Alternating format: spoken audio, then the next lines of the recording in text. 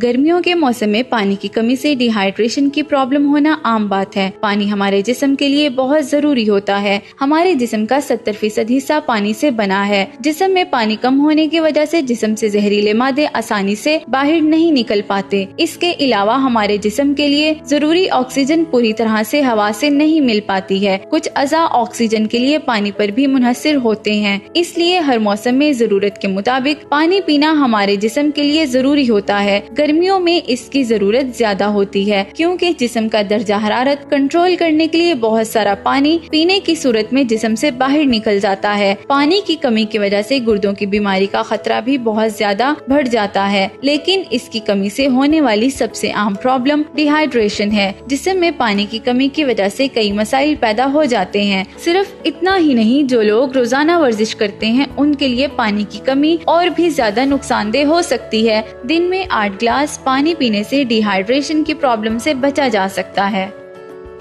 मजीद इस तरह की इंफॉर्मेटिव वीडियोस हासिल करने के लिए हमारा फेसबुक पेज वैल्यू HTTV जरूर लाइक कीजिए।